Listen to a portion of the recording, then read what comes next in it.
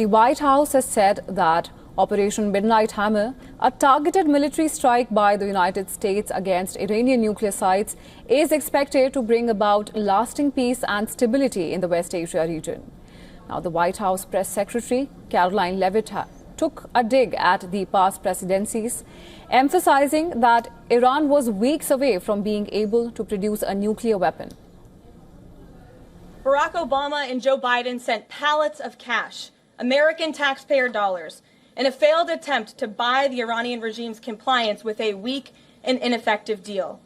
President Trump sent a fleet of American warplanes to destroy Iran's ability to produce a nuclear weapon. The United States and the entire world are safer because of this president's decisiveness. According to a CNN report, the Trump administration is considering a proposal to ease sanctions on Iran, potentially allowing the country to access up to $30 billion to develop a civilian nuclear program, and releasing billions of dollars in frozen funds in a bid to revive nuclear talks. Well, the report, citing 4 sources, said that behind-the-scenes talks have been ongoing between Iranian officials and key U.S. and West Asian players, despite recent military escalations between Iran and Israel. Now, these diplomatic efforts continued even after a ceasefire agreement was reached this week. However, Iranian Foreign Minister Abbas Araghchi said in an interview on state television that Tehran currently has no plan to meet with the United States, which is contradicting U.S. President Donald Trump's statement that Washington planned to have talks with Iran next week.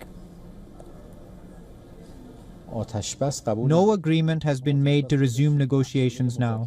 I am stating clearly that no agreement has been made, no promise has been made, nor have we talked at all about restarting negotiations. But the fact that we are examining among ourselves what is in the interest of the Iranian people is another discussion. So far, there has been no agreement, no subject for negotiation. Well, that's not all. The Iranian foreign minister also said that a bill suspending cooperation with UN nuclear watchdog was now binding after being passed by lawmakers and approved by Iran's Guardian Council. However, the law will ultimately be decided upon by the Supreme National Security Council, technically led by the president, but ultimately accountable to Supreme Leader Ayatollah Ali Khamenei. Furthermore, French President Emmanuel Macron said that U.S. strikes on Iran's nuclear facilities were genuinely effective, but the worst-case scenario would be if Tehran now exits the Global Non-Proliferation Treaty. Meanwhile, Russia has accused the United States and Israel of being responsible for the colossal damage to the activities of the UN nuclear agency in Iran.